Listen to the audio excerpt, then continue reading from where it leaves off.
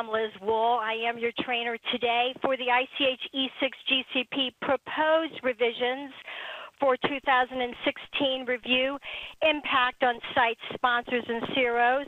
I am the global head of training here at Barnett, and I have been in the industry for 37 years with experience in clinical research for 26 years, everything from being a research nurse at an academic medical center, Johns Hopkins Hospital in the 80s, to being a CRA study manager, quality management, quality compliance, instructional design, and as a trainer.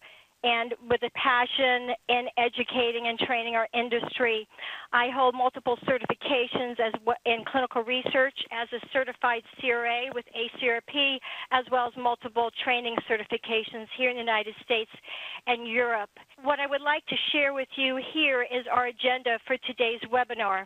We're going to have a welcome. Let me learn a little bit about all of you today.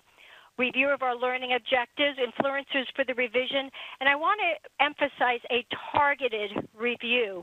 I have reorganized this material outside of the construct of really from how it comes in sequence necessarily in some areas from ICH, and did a rather topical on how it impacts us from the execution of clinical trials.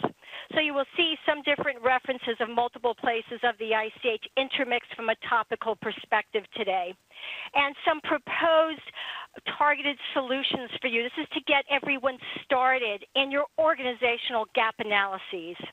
And then, again, looking at your next steps, some recommendations, because as we know, if you've had the opportunity to review this, this revision has significant impact on our processes and our businesses depending upon where you are as an organization with quality by design, quality risk management, and risk management in the execution of trials. And we'll look at those next steps. You're going to really be taking this all back to your organizations and determining what that is going to look like for you, a summary, and then a learning objectives review. Our learning objectives today is to identify 3 changes that impact investigator and sponsor responsibilities.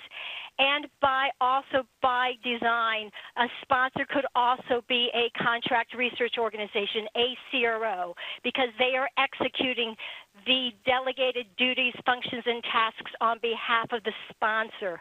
I have worked in a CRA in my tenure as a study manager, as a field trainer, as a trainer, and I know this world very well as the sponsor. So want to just emphasize that for everyone. Also, term sponsor will be investigators who might be holding an IND or an IDE as well. We recognize this with focuses on drugs and biologics, but I want everybody to recognize this as well. We're going to explain the impact of the proposed revisions to 3 organizational practices. In this slide deck and in our presentation, I'm trying to get you started from an organizational perspective on where to go with this revision and your practices. And then finally, after the class, you will be evaluating these presented solutions for applicability, use, modification, expansion, for proactive assessments of your practices, your processes, your procedures, and your staff training inside of your organizations. Recognize also that when we are looking at this, it's the most prescriptive directive change in ICH in over 19 years.